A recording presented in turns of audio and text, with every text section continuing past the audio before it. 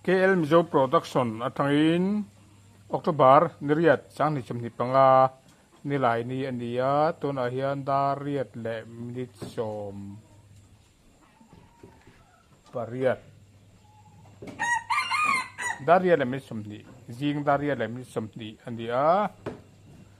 sai ar hoku an tuyem kan enang sai ar cho kan pe anga an lo tuyem ti te kan endon ani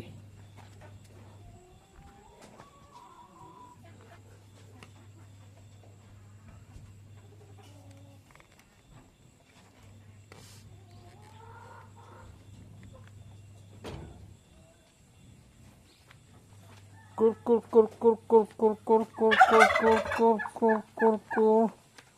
kan tilang khat to riu me tiro kur kur kur kur khau le khau khau khau le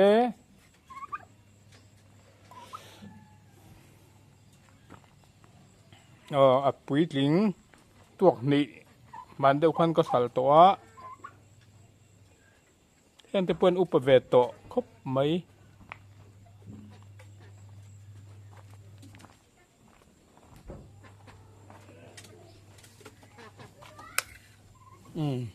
sikhar ar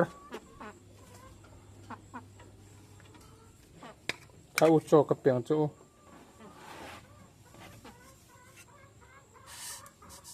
ko le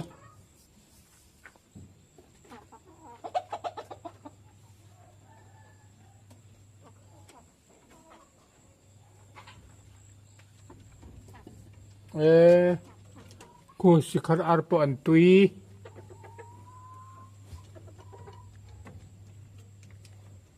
ko sikhar ar po lo tui ve le to ne ku pat ni pali lo tui ve ne ku sikhar ar po mo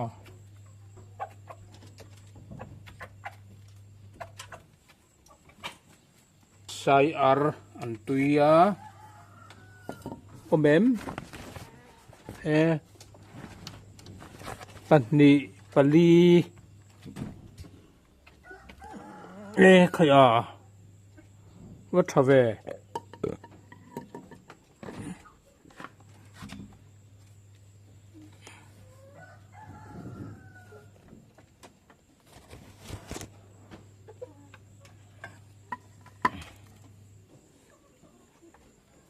ne he chu dor ni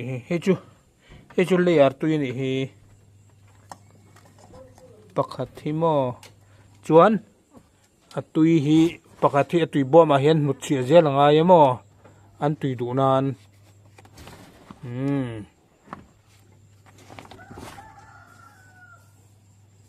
thanga pathum om phot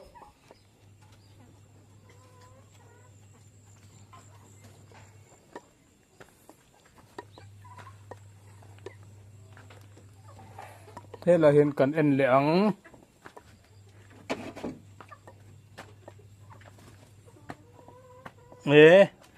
thế ta hiện bằng lẩu ama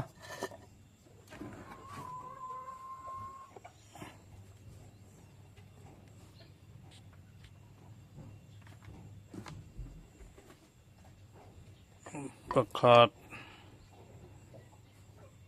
nó bal ven và bal ve pandi pathum pali ti khuchuan khu chu tui bom ngak tua mo a tui bom ngak tu hi da je langa ya pandi pali paruk pasari sai artui pasari ano tui ani a khoi ber te khunga tui po ka the lo riat an har lu tu ka mo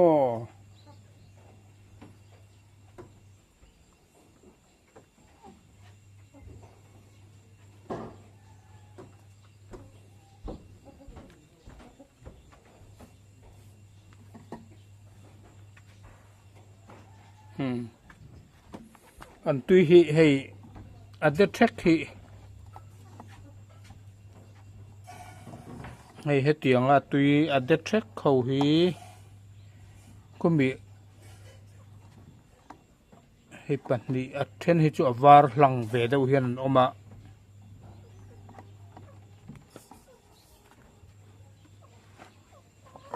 hi a var hi chu helai a hei a var hi chu hei a parung ang deuh ala ber hi hemi tui hi ni karinga kulai mi a var deuh lek te pahnih khu chu an tui hi a trial a hi a tui hi trial ve lo deuh lek baya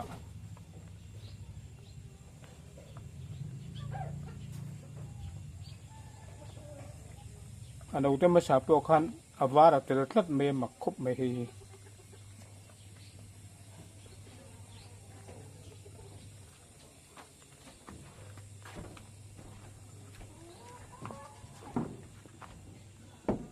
tuna son kan ka thian pa incubator a somni vel op me kan keu trap to in karinga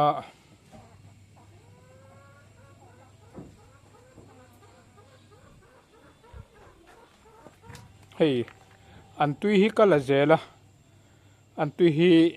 atui bom tang hian kala zela pakhat ka hnut chia zela chu wang chu ngani open tum reng reng lo me hian tui deuh reng maya aran anglo ar hi chu an tui la chuak thin mai la an opa hun chuanin opan tum tlata an tui pakhat om chuan mo an bok tlata hei sai ar hi chun ni lo ani hi a tui kala zela an tui khol lo chuan opan tum lo ani hmela hian tui reng maya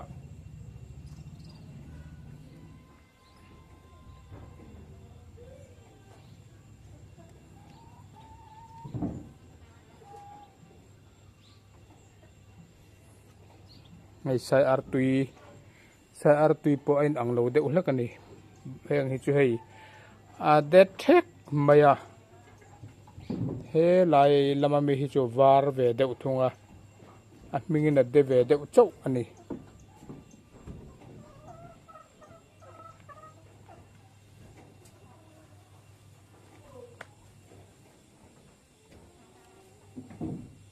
kul kul kul kul kul kul kul kul kul kul kul kul kul kul kul kul kul hei apa hian enula alu vel orvel hi ti sen bia lo hi tuna hian mo an ngong an lu vel hi an du in an ti sen lo theya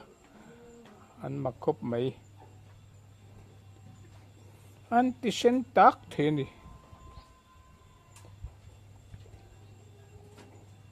kul kul kul kul kul kul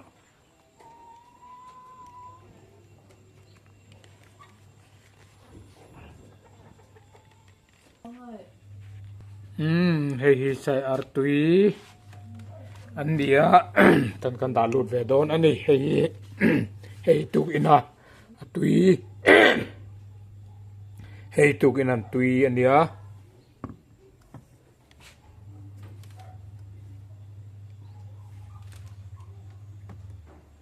an lian thap pem pem machine o pem pem maya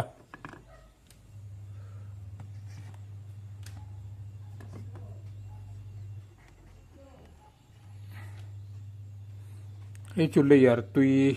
ani thlat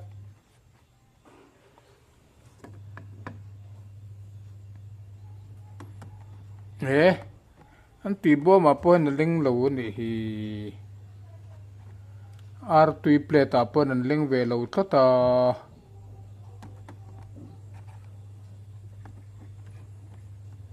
hei boi thlak tlat ar tui plate a hianin an ling bumal lo mo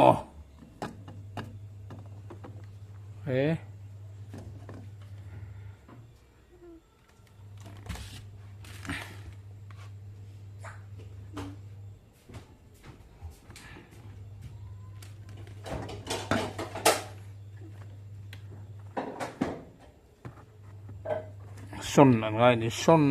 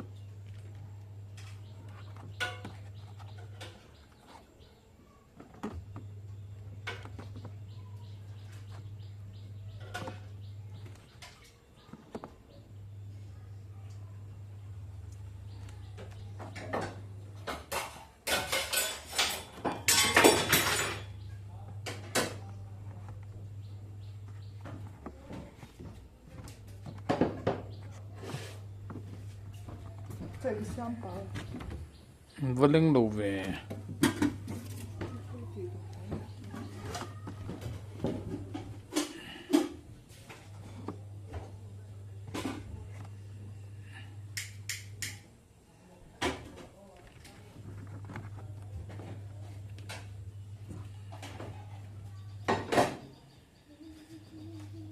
Yes.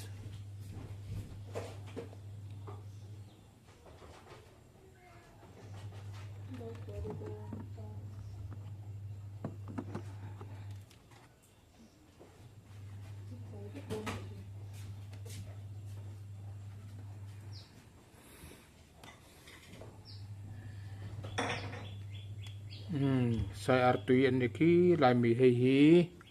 rainbow tui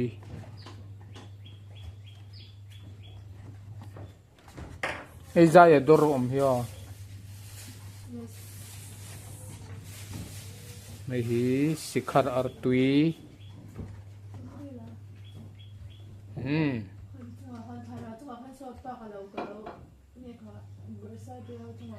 khazong kha ni tihan incubator